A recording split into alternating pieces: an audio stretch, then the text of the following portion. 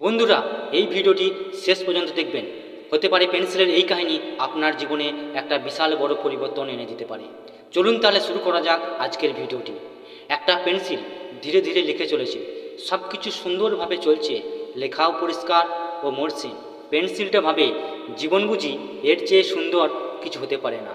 কিন্তু হঠাৎ করেই তার নিবটা ভেঙে যায়, আর তখনই পেন্সিলটা থেমে যায়। লেখা আর সম্ভব না। চারপাশে যেন একটা নীরবতা নেমে আসে। পেন্সিল ভাবে, সব কিছু শেষ, আমি আর কারো কোনো কাজে আসবো না। আমাদের জীবনও কি এর থেকে আলাদা কিছু? আমাদের জীবনও অনেকটা এই পেন্সিলের মতো। কখনো সব কিছু ভালোই চলে, পড়াশোনা, চাকরি, ব্যবসা, পরিবার, মনে হয় সব কিছু ঠিকঠাক, জীবনটা যেন একটা সুন্দর ছন্দে চলছে।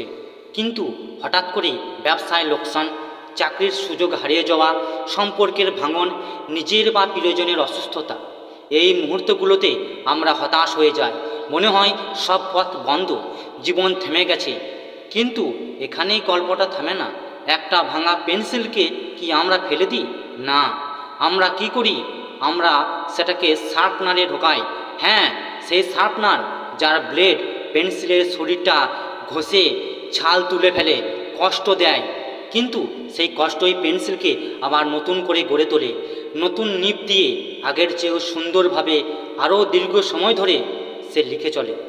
এই গল্পটা আসলে আমাদেরই কথা বলে। জীবনে ব্যর্থতা মানে শেষ না, এগুলো আসলে ঈশ্বরের তৈরি শার্পনার, যা আমাদের আরও ভালো মানুষ বানাতে চায়। এই শার্প হওয়ার মানে কি? নিজেকে আরও যোগ্য করে তোলা, নতুন কিছু শেখা, অভিজ্ঞ মানুষের সাথে মেশা, তাদের জীবন থেকে অনুপ্রেরণা নেওয়া, অহংকার ত্যাগ করে বিনয়ের সাথে এগিয়ে চলা, নিজের ভুল থেকে শেখা একটা বাস্তব ও সত্য কথা। পেন্সিলের ভেতরে থাকে আসল জিনিস, নিব, বাইরের কাঠ না। ঠিক তেমনই আপনার ভেতরের মানসিকতা, বিশ্বাস আর ধৈর্য, এই গুণগুলোই আপনাকে টিকিয়ে রাখে এবং বড় করে তোলে।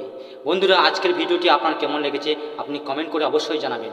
আর এমন ধরনের আরও শিক্ষণীয় এবং ভক্তিমূলক ভিডিও দেখার জন্য এই চ্যানেলটিকে সাবস্ক্রাইব করে রাখুন।